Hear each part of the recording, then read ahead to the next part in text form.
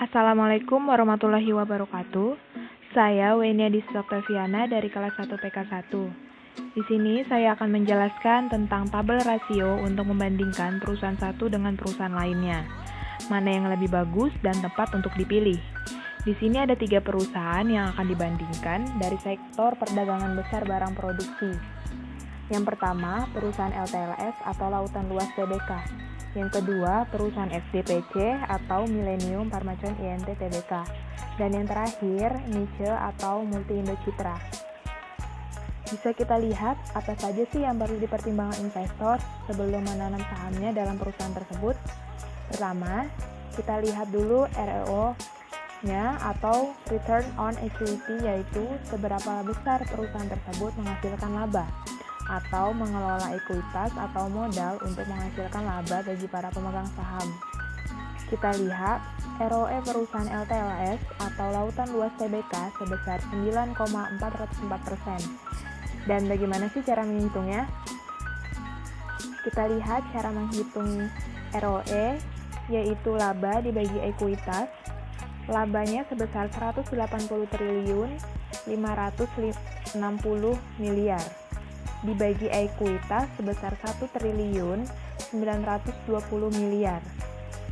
Dan hasilnya 94,0416. Dikarenakan hasilnya adalah persen, otomatis dikali 100. Dan hasilnya ialah 9,404%. Kita lihat dua perusahaan pesaing lainnya.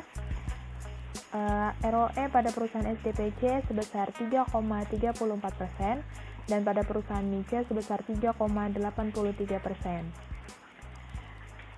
Lalu kita bandingkan juga untuk dividen yield-nya, yaitu seberapa besar perusahaan membagikan dividen kepada investor. Kita lihat dividen yield pada perusahaan LTLS yaitu sebesar 5,97%. Gimana sih cara ngitungnya? Cara ngitungnya yaitu diketahui price-nya sebesar Rp40 dan cum date-nya pada tanggal 24 Mei 2019. Cara menghitungnya DPS atau Dividend per Share 2019 dibagi market price. DPS-nya sebesar 40 dibagi market price sebesar 670 dikali 100 dan hasilnya ialah 5,97%.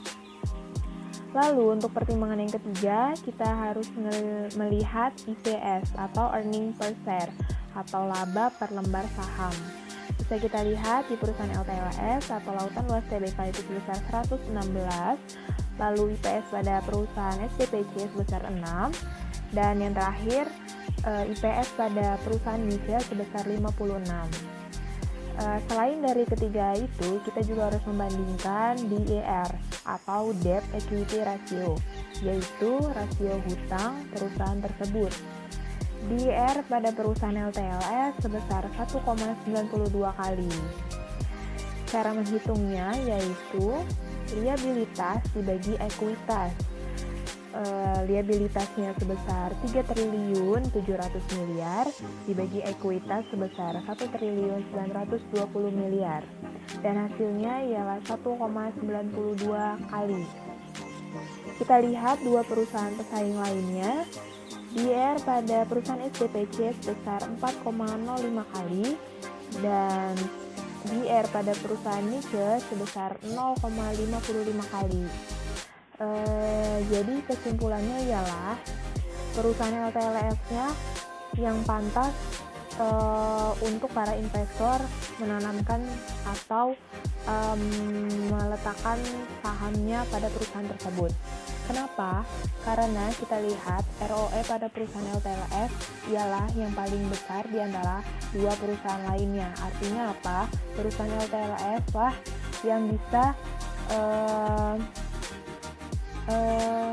mengelola ekuitas atau modalnya itu untuk menghasilkan laba yang lebih baik atau lebih besar lagi untuk para pemegang sahamnya, yaitu sebesar 9,404%. Lalu kita lihat juga di dividen yield.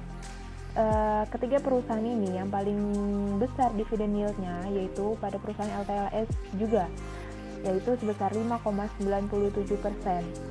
Jadi Kesimpulannya, jika para pemegang saham atau para investor ingin menanamkan modalnya di 3 perusahaan ini, lebih baik memilih perusahaan LTLS untuk ditanamkan modalnya, karena perusahaan LTLS lah yang sejauh ini lebih baik dibandingkan 2 perusahaan lainnya. Saya kira cukup untuk penjelasan tentang tabel rasio untuk membandingkan perusahaan satu dengan perusahaan lainnya. Semoga bermanfaat dan saya minta maaf jika ada salah-salah kata. Kurang lebihnya mohon maaf. Assalamualaikum warahmatullahi wabarakatuh.